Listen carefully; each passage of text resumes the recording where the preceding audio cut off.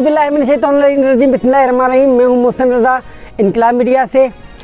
आज जो हालात बने हुए हैं फ़लस्तीन और इसराइल के, इस हवाले से ये एक अहम टॉपिक है और बहैसियत मुसलमान में और आप क्या कर सकते हैं। जी, तो हम बहुत सी बातें करते हैं कि हम क्या कर सकते हैं, हम वहाँ जा नहीं सकते, इसराइल जुल्म कर रहा है तो हम इस बारे में कुछ नहीं कर सकते, लेकिन हम बहुत कुछ कर सकते हैं।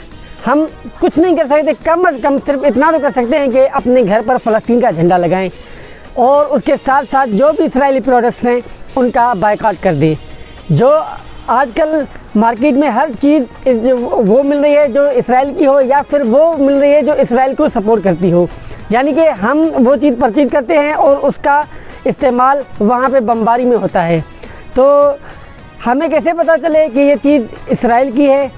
उसके लिए आप प्ले स्टोर में जाएं, प्ले स्टोर में लिखें नो थैंक्स, आपके सामने एक ऐप आ जाएगी, आप उसे डाउनलोड करें और फिर उस ऐप में आप आसानी से देख सकते हैं कि कौन सी ऐप प्रोडक्ट इसराइल की है और कौन सी लोकल यानी कि पाकिस्तानी है या कोई दूसरी प्रोडक्ट है। तो चलिए आइए हम देखते हैं इस हवाले से। जी, तो दोस्तान आपके सामने नो थैंक्स ऐप ओपन हो चुकी है। आपको लेफ़्ट साइड में नीचे साइड में लिस्ट का ऑप्शन नज़र आ रहा होगा। आप लोग उस लिस्ट पे क्लिक करेंगे तो आपके सामने तमाम इसराइली प्रोडक्ट्स की लिस्ट ओपन हो जाएगी।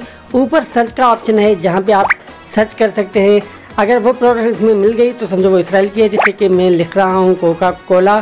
तो कोका कोला की आपके सामने ये ऊपर 3 प्रोडक्ट्स आ गई हैं जो कि इसराइल की हैं। अगर हम इसमें से किसी एक प्रोडक्ट पर क्लिक करते हैं, उसको ओपन करते हैं, तो फिर उसकी डिटेल आ जाती है कि this product is on the boycott list, यानी कि ये प्रोडक्ट बायकॉट पे है, ये ना ख़रीदें।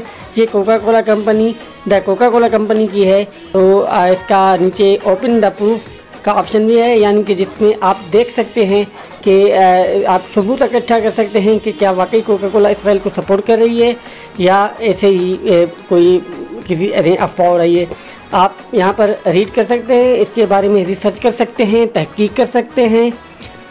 और उसके अलावा आप जो इस ऐप में देख सकते हैं, तो चलिए कोई दूसरी प्रोडक्ट सर्च करते हैं। अब मैं सर्च करता हूँ KFC भी बड़ी एक ब्रांड है पाकिस्तान में फास्ट फूड के हवाले से।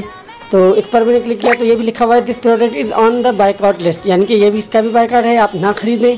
और आप लोग देख सकते हैं कि ये यम ब्रांड कंपनी की प्रोडक्ट है।